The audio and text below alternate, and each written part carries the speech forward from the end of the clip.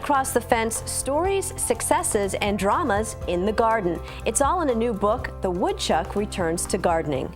Good afternoon and thanks for joining us. I'm Judy Simpson.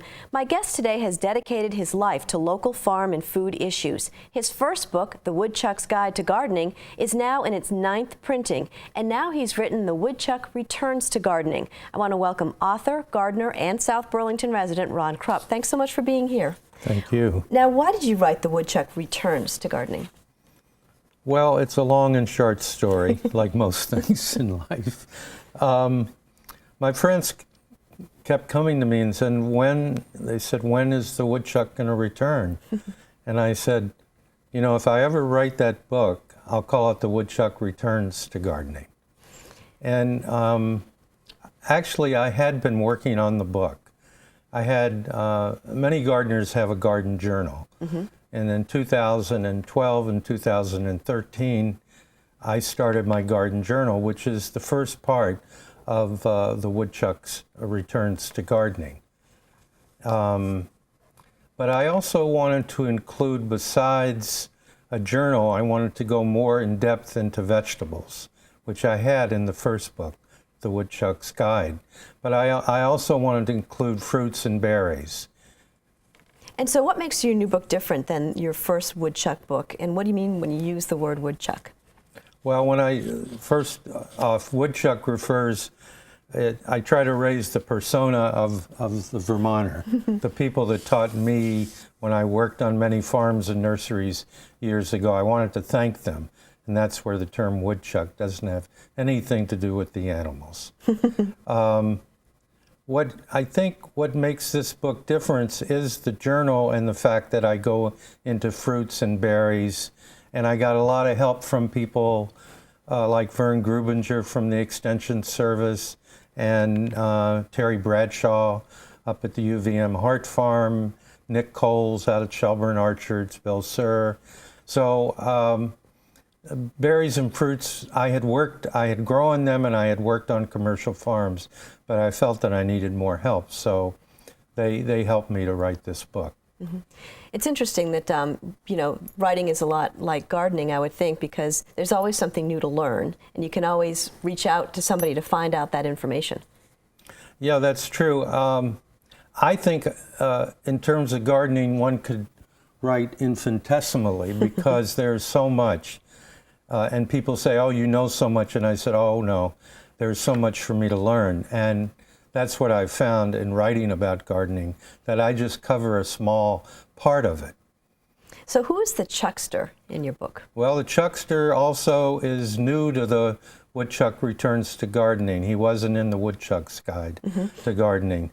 He's a character, sort of a garden muse. I call him the coyote who follows me around the garden and makes fun of me. He said, why do you go to so much trouble? You start all your plants from seeds, you start them in your house, you take them out to the garden, you have to care for them, you have to be careful in the spring that it's not too cold. Why don't you just go to a big box store and get, you know, a plant, a bunch of tomato plants? And I always respond to the Chuckster by saying, I love to go from seed to seed. That's my way of entering into the season. And so I throw it back at them each time. So now you have a section of the book which talked about your garden journal, and it covers 2 years. Why 2 years?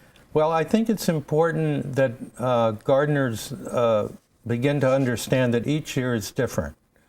Certainly with climate change, which I go into, by the way, in the book, that it used to be, I think about 7 years ago, 8 years ago, I noticed all these dynamic changes taking place from one season to the next. And I thought it was important for gardeners to realize what we were going through, but also forgetting about climate change. Every year is different. This year we didn't have as many fruit blossoms, and the buds were affected by the cold, so certain parts of Vermont didn't get much fruit. So each year is different. I also provide personal stories. The book is very biographical in nature.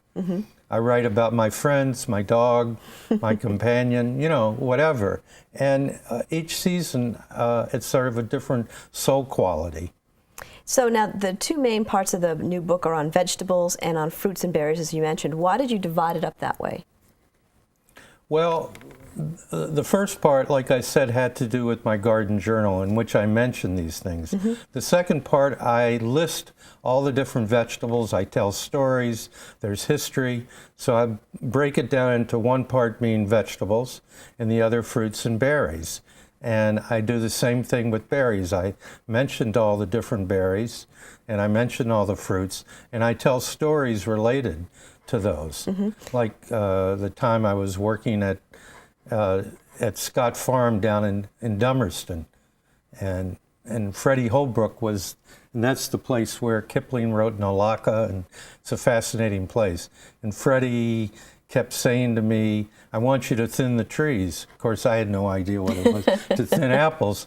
And the first time I thinned the trees, Freddie came in the house, and his face was red. And he was upset because I had thinned too many. The next day he came, and I didn't thin enough. And finally, the third day, I began to figure it out.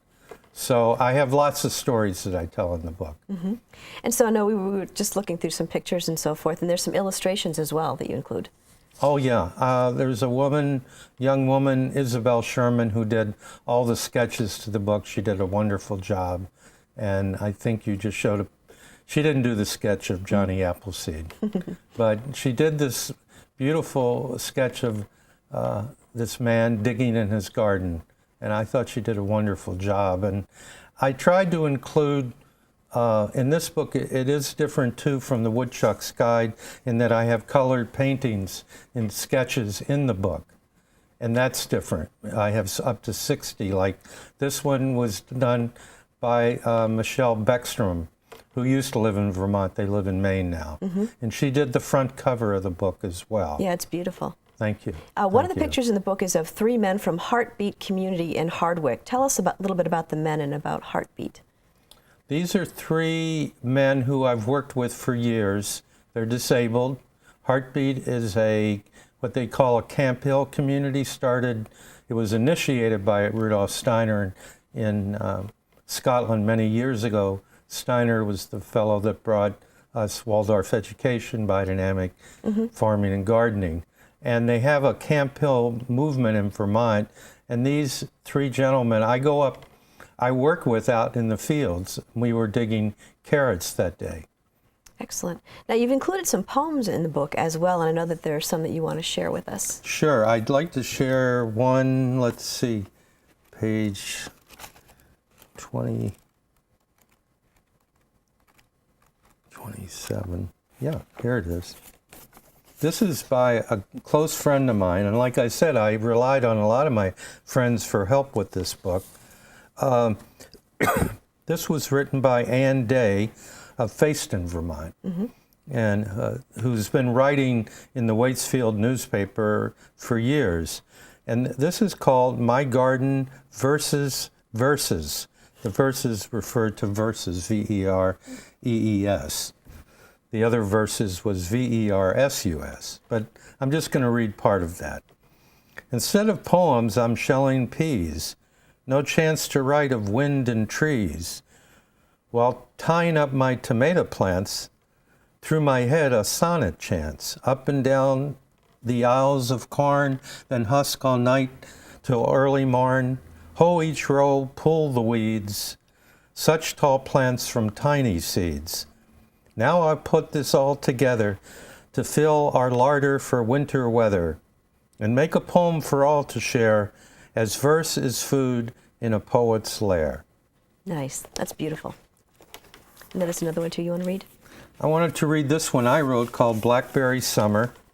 It just brought memories to me of when I was a kid and went out and picked blackberries. Long hot days of summer, rain the day before, walked amidst overgrown fields where homesteads once stood no more. Over railroad tracks abandoned in time, down an overgrown path hidden away, the earth was poor and dusty wild, explored no longer as a child. I found the place where berries abound, ne'er a person near nor much a sound, my metal bucket swinging in the air, scooted around barberries in thickets so fair. That's just part of that poem, Blackberry Summer. Yeah. And so I think that's something that a lot of us can relate to, picking blackberries. It's almost like you notice them and it's this secret garden, and you can't believe how many berries you can get at once. Yeah, it's a wonderful experience, and it reminds me of, like I said, when I was a kid. And I still look for those places. Now, let's touch on some of the other photos and sketches and paintings in the book. I think there's one of a child with a giant zucchini. I love the large zucchinis. You know, we've had games where you played baseball with large zucchinis. And I found this when I researched the web, and there was a woman who did the photo of her child, Heather Bowman. And here's a child with a zucchini, and it's just a classic shot. Okay, that's the next one we've got. Berries. This came from the USDA. They have wonderful photos that you're given permission to use under public domain. Okay. This was done by a woman in Burlington, a painter and sketch artist, Nora Ostrander. And I just loved it so much, I wanted to include it in the section on peppers. Excellent. This is a sweet potato. I grow sweet potatoes down at my garden in the Intervale at the Tommy Thompson Community Garden, which I should say I've been down for 25 years gardening there. And this came from the Vermont Community Garden Network, and they gave me this photo. Okay. We've got another one. This ended the book, and I called it "These Boots Are Made for Gardening." And it also came from the Vermont Community Garden Network. Is community gardening growing in popularity? I mean, you've been down at the Intervale now, you said, for over 20 years. It's been growing like hotcakes, just like CSA's community-supported agriculture. And what's fascinating is the diversity of people. We have, I think about a fifth of our gardens come from immigrants from Africa and Burundi. And they're growing plants some which I've never seen. The Vietnamese family, the My family, used to give me vegetables, and I had to ask them, how do I prepare them? A woman from the Ukraine gave me some heirloom tomatoes. Aika Sarkasova, she gave me tomatoes that I'm still growing. So it's really wonderful to see all the different cultures. We've had people from Bosnia, from, like I said, many countries in Africa, Central America. And so you get this real mix of cultures down So there. what do you hope that people take away from your book? Well, in a way, it's like a story. I want them to follow the year. It's not just to provide information, but to inspire them. What I try to do is put life in my book. As you can see from the colors and the sketches, they really connect you to the earth. And people might think that gardening is just in the summertime, once the plants start coming up and bearing fruit, but really for a gardener, it's a year-round process. Oh yeah, I teach a class called Putting the Garden to Rest. And usually by the end of November, I can put my feet up. But this weekend, I'll be canning tomatoes and making applesauce. Now, if people are interested in your book, how can they find out about it? You have a website. Well, I have a website right in the inside of the front cover of the book. Excuse me. We've got that address right there on the screen. There's also a phone number, too, that folks can call. That's right. And there are many things that I didn't have room for. The 20 most asked garden questions, the gifts of the Native Americans, insects and diseases of vegetables and fruits. And I write a lot about the Vermont Community Garden Network and the history of community gardening. So there's another 200 pages right there. Very good. Well, I want to thank you for joining us today. Yeah, thank you very much. That's our program for today. I'm Judy Simpson. We'll see you again next time on Across the Fence.